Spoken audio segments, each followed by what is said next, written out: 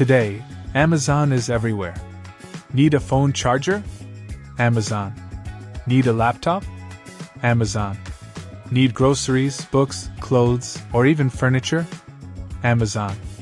Millions of people use the platform every day without giving much thought to how it all started. But Amazon wasn't always a global giant. In fact, the company began in a small garage. Its founder quit a high-paying job on Wall Street to chase an idea that many people thought was crazy. The internet was still young. Online shopping barely existed. And most consumers were afraid to enter their credit card information online. Yet one entrepreneur believed the internet would change everything. His name was Jeff Bezos. And the company he created would eventually transform global commerce forever. This is the story of Amazon. Welcome to the Business Vault. Let's unlock today's story. In the early 1990s, the internet was growing at an incredible pace. Most people had never used it. Many businesses ignored it. Others didn't understand it. But one Wall Street executive saw something extraordinary. Jeff Bezos was working at a successful investment firm. His career was thriving. He had financial security and a bright future. Then he discovered a statistic that changed his life. Internet usage was growing by more than 2,000% per year. The number shocked him. Bezos immediately recognized the opportunity. He believed the internet would create entirely new industries. The question wasn't whether the internet would change the world. The question was how. After months of research, Bezos made a decision that surprised many people around him. He would leave his stable career and start an online business. It was a massive risk. But sometimes the biggest opportunities require the biggest leaps of faith. In 1994, Jeff Bezos left New York and moved to Seattle. The city offered access to technology talent and major book distributors. It was the perfect location for a startup. Working from a small garage, Bezos began building what would become Amazon. At first, the company wasn't designed to sell everything. It focused on one product: books. Why books? Because there were millions of book titles available. No physical bookstore could stock them all. But an online store could. The idea was simple: create the world's largest bookstore on the internet. Customers could browse thousands of titles from their homes and have books delivered directly to their doors. Today, that concept sounds normal. Back then, it sounded revolutionary. Many people doubted consumers would buy books online. Others doubted consumers would shop online at all. Amazon had a lot to prove. In 1995, Amazon officially launched. The website was basic. The company was small. And resources were limited. But customers began arriving. Orders started coming in from across the United States. Then from around the world. The team celebrated every sale. Whenever someone placed an order, a bell would ring inside the office. At first, the bell rang occasionally. Soon, it rang so frequently that employees turned it off. The business was growing. Faster than anyone expected. Customers loved the convenience. Instead of driving to bookstores, they could browse thousands of titles from home. Amazon wasn't just selling books. It was introducing consumers to the future of shopping. As Amazon expanded, Bezos made a controversial decision. Instead of focusing on short-term profits, the company would focus on growth. Many investors were skeptical. Traditional businesses prioritized earnings. Amazon prioritized expansion. The company reinvested money into technology, infrastructure, and customer experience.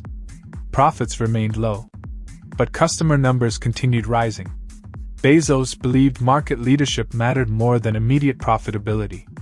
His philosophy was simple: win customers first. Profits would come later. Not everyone agreed. Critics argued that Amazon was growing too quickly. Some predicted the company would eventually collapse.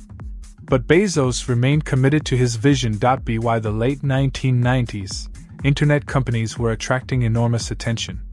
Investors rushed to support online businesses. Technology stocks soared. New startups appeared almost daily. This period became known as the dot-com boom. Amazon benefited enormously. Its popularity exploded. The company expanded beyond books. Soon it was selling music, electronics, toys, and many other products. Revenue increased rapidly. Investors became increasingly optimistic. Amazon's stock price climbed. The company looked unstoppable. But a major problem was approaching. One that would threaten Amazon's survival. In 2000, the technology bubble burst. Internet stocks collapsed. Investors panicked. Hundreds of companies disappeared. Businesses that once seemed unstoppable suddenly faced extinction. The crash devastated the technology sector. Amazon wasn't spared. Its stock price fell dramatically. Billions of dollars in value disappeared. Critics began calling Amazon Amazon.bomb. Many analysts predicted the company would fail. They argued that Amazon was spending too much money, growing too quickly, and generating too little profit. For a moment, it seemed possible they might be right. The company faced enormous pressure. Investors were losing confidence. The market was changing, and Amazon needed to prove it could survive. As the crash continued, many internet companies vanished. But Amazon kept operating. The company cut costs, improved efficiency, and continued serving customers. Jeff Bezos remained focused on the long term. He believed that while stock prices could rise and fall, customer loyalty would determine success. It was a crucial difference. While competitors worried about headlines, Amazon focused on building the future. The strategy wasn't easy, but it worked. Slowly, confidence returned. Customers stayed.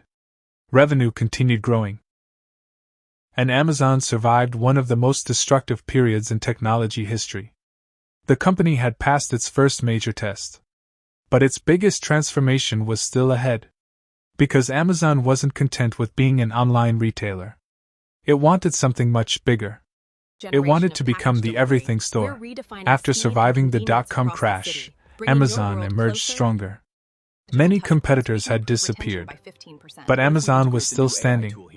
Jeff Bezos believed the company had only begun its journey. Selling books was no longer enough. Selling electronics wasn't enough either. Amazon wanted to become the place where customers could buy almost anything. The vision was ambitious. Instead of being an online bookstore, Amazon would become the everything store. Product categories expanded rapidly. Clothing, home goods, sports equipment, beauty products, toys, groceries. The company continuously added new offerings. The strategy worked. Customers loved having so many choices in one place. Every new category attracted more shoppers. And every new shopper strengthened Amazon's position. The company was building something much larger than an online store. It was building a global marketplace. One of Amazon's greatest strengths wasn't technology. It wasn't logistics. It wasn't even pricing. It was customer obsession. Jeff Bezos repeatedly emphasized one principle: put the customer first. Everything else comes second. This philosophy shaped every decision. Amazon focused on faster delivery, better customer service, competitive prices, and a simple shopping experience. While many companies concentrated on competitors, Amazon concentrated on customers. Bezos often left an empty chair in meetings. The chair represented the customer. It served as a reminder that every decision should prioritize customer needs. This mindset helped Amazon build extraordinary loyalty. And loyal customers became one of the company's most valuable assets. In 2005, Amazon introduced a service that would change online shopping forever: Amazon Prime. The concept seemed risky. Customers would pay a yearly subscription fee in exchange for faster shipping. Many observers questioned the idea. Why would people pay for shipping in advance? The answer became clear quickly. Customers loved the convenience. Once they joined Prime, they tended to shop more frequently. The subscription created a powerful relationship between Amazon and its customers. Prime wasn't just a shipping service. Over time, it expanded to include entertainment, music, exclusive deals, and other benefits. What started as a simple idea became one of the most successful membership programs in business history. Prime helped transform occasional shoppers into loyal customers, and loyal customers fueled Amazon's growth. While most people focused on online shopping, Amazon was quietly building something even bigger. A business that would eventually become one of its most profitable divisions. Amazon Web Services. Also known as AWS. In the early 2000s, Amazon realized many companies faced similar technology challenges. They needed computing power, data storage, and digital infrastructure. Building those systems was expensive. Amazon saw an opportunity. Instead of only using its infrastructure internally, it could offer those services to other businesses. The result was AWS. At first, few people paid attention. But over time, AWS became essential to thousands of companies. Startups, corporations, governments. Even major technology businesses relied on Amazon's cloud services.